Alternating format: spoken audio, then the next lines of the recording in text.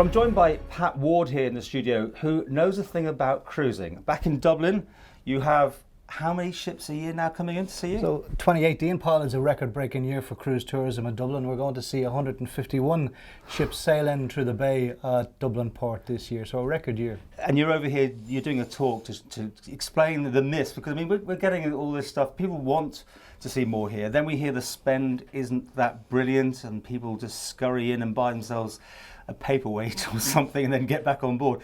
Have you found that to be the case? So we'll try and deal with some of your myths. So this year we're going to see about 270,000 passengers and crew come ashore into Dublin, and we look at the spend. So the spend on average is about €100 per person. So we've recently did some business with Celebrity Cruises who are home porting in Dublin, and they're flying in 2,850 passengers to start and end their cruise. If you get a home port, you definitely get more advantage. Absolutely, yeah. So each home port, and we have 5 of them with Celebrity this year, is estimated to be worth €5 million to the local economy. So it's good for business, it's good for jobs, it's good for retail, it's good for the hospitality sector and the tourism sector, of course. Are you amazed the Isle of Man has? I mean, we haven't got the deep water and all that sort of thing, but are you amazed that not more cruise lines are yet coming here? I know that each year it's going up. Yeah. Are we still a bit of a forgotten part to the jigsaw? I spoke at something last year and I described the tourism industry in Dublin as the sleeping giant of the tourism sector. And it's only in recent years that we start to realise the potential that the cruise visitor has to offer, and indeed their spend and the impact of that spend in our local economy. So today I have the great privilege of being invited over to talk to the stakeholders in your cruise tourism business. And you know, a single port or a single city is not a destination in itself. You need the complement of destinations and ports across the region. So certainly we're building big infrastructure in Dublin. And over the next few years, we're going to see that come to a conclusion, and we're going to see bigger ships coming into Dublin. And certainly there's a huge opportunity for the Irish Sea and those ports that are on the Irish Sea to benefit from that. So from the 151 calls this year, we would see about half of that would head to Belfast or half of that would head to Cork. But there's a great offering from what I've seen as my first time to the Isle of Man today, and you have a fantastic and a unique experience. It's what the this place for cruises tourism will look for. We've got everything, you know, all the old steam stuff. It's fabulous. No, but that's the people that come off these boats. They get on their coaches and they may spend the money, getting on the steam train, but delivering money into the economy. Really, I mean, they don't buy lunch, they don't buy drinks because they go back on board, don't they? Or it's all part of their package. Well, our experience is that certainly the passenger spends €100 outside of the shore excursions. So they're spending, it's real spend in the local economy. And this year, the estimated spend from cruise tourism in Dublin is €50 million. So that's a significant spend in anyone's terms. You're getting bigger ships. Are you got the deeper facilities then? I mean, I don't know much about Dublin. Are they walking off straight onto shore? Because obviously the tendering process is still the big problem, isn't it? But of course, you know, the ships of all scale and sizes, and you have to accommodate all ships. You know, while you have some of the biggest ship that we've had into Dublin is 333 metres long. The largest capacity cruise ship that we've had in has up on 5,000 passengers. But for every one of those ships, we have ships that are 260, 270, 280, 300 metres long, that are bringing in 2,000, 2,500 passengers. So in the case of Dublin, obviously a capital city is always going to attract more cruise ships than anywhere else. And we're building out our cruise facilities and our infrastructure to be able to facilitate that. But also, we'll have 8,000 ships into Dublin this year. 151 of them are cruise ships. So our core business is cargo. But the development that we're putting in place will lend itself to developing our cruise business also. Well, we're looking at some pictures at the moment of a cruise line ship that was in here recently, but it's a small one, only taking 200 and something passengers. Yeah, but you know what you've seen with the Isle of Man, the deep water idea and the government going ahead. Your thoughts, is that where to go? Well, I think if you're to look at capitalising on the opportunity that it's going to present over the next 10, 15, 20 years, in fact, we're projecting our growth now out to 2040 and looking at doubling our numbers of cruise calls in that period of time, so going from the space of 150 to 300 and attracting over 400,000 passengers a year in that space. So we're future-proofing the port with the infrastructure that we're putting in place, but there is certainly an opportunity, and I've discussed this with my colleagues in Belfast and I've discussed it with my colleagues in Cork, and indeed today we're going to discuss it with our colleagues in the Isle of Man. Man, as we have done with Liverpool and Greenock. So there's an opportunity in this small piece of space that we share for everybody to get a slice of the cake, as they say. Is there a downside at all that you've seen? I mean, I know you're obviously pro it, but swamping things. I mean, just imagine that if we have millions of people on the Isle of Man, not on one day, but you know, all the steam trains, all the horse trams, which would be good, I suppose, but it can swamp the place. But to be fair, I suppose in many ways, the infrastructure that you build will determine the scale of the cruise ship that you're able to bring in. And obviously you're able to plan, like we would have, we've had 4 ships into port on one day where we disembarked 13,000 passengers. That in itself was worth 1.3 million euros to the local economy.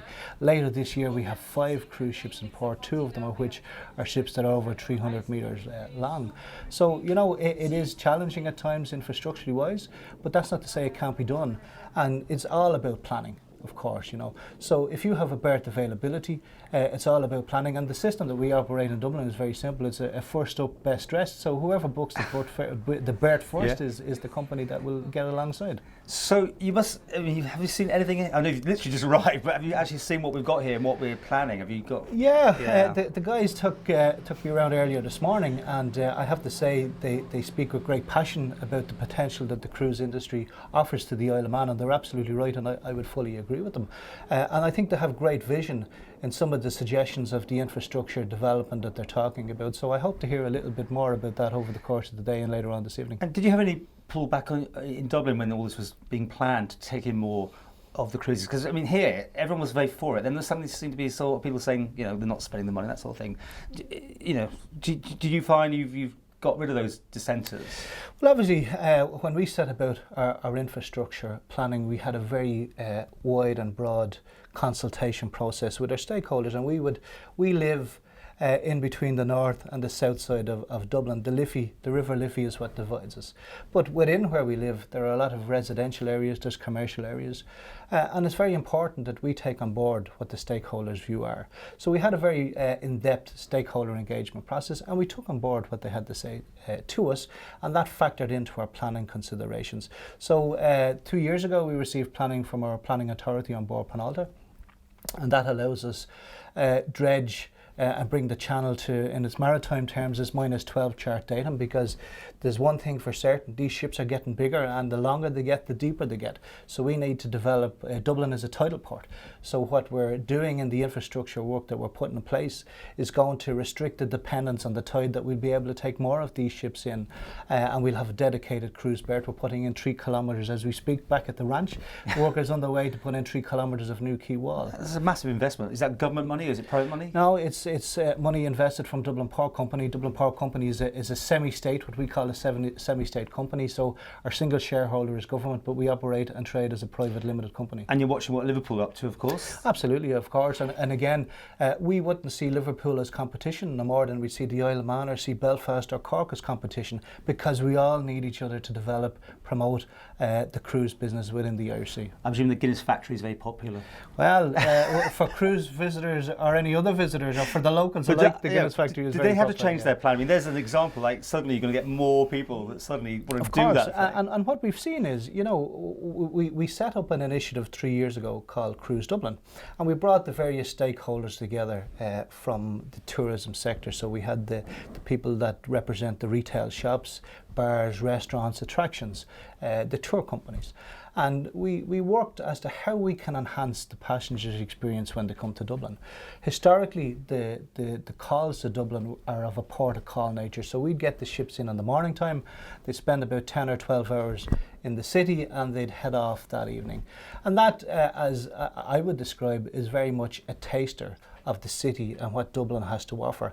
And we promote that on the basis that if we can enhance the passenger's experience when they're here, and what do we mean by enhancing the passenger experience? You know, giving them the good old Céad Míle Fáilte, as we call it, the 100,000 welcomes, and making them feel special. Special enough that they'll say, well, we were in here for 10 or 12 hours, this is a wonderful city, we should come back for a week or 2 or 3 and plan our holidays. So besides being a coach tour operator, which obviously is needed to get people from A to B, what are people spending money on? You know, is it the trinkets? It's not the lunches, it's not the booze, but, well, takeaway maybe to take home, but, you know, do you define what they're looking for? Is a tea towel? It's a snow gonk thing. Yeah, well, our experience is that coming into Dublin, the majority of passengers, in fact, are independent travellers.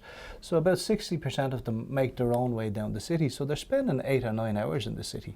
So they are spending money in bars. They do feed themselves, and they would take the odd pint of Guinness in that sense. But also, I was speaking with somebody from Brown Thomas, who'd be a high-end retail shop that we have in Dublin, and has said that you certainly notice the spike in business the day the cruise ship comes into town. I was speaking to the managing director only last week of Carol's, who are a gift shop who do the trinkets and the tea towels and lots of other stuff in that space. Again, tells me the day that the ship comes into Dublin, or at Cork, where they have stores as well, that they see a spike in their business. And then, of course, you know, the city has lots of attractions to offer, no more than the Isle of Man has a unique experience to offer. So I think that, you know, there's an opportunity for everybody to make money in this space. Well, I'm sure you're up to date. The Isle of Man has bought themselves, you know, the steam packet company, and they're going to be building in Liverpool. They're going to be doing things here. So, I mean, also, it's a positive as far as you're concerned now. Absolutely positive, and we're at a point where there's a golden opportunity for the Irish Sea to capitalise on the cruise tourism, and we all should work together and pull together to develop that to the maximum potential that it has to offer us.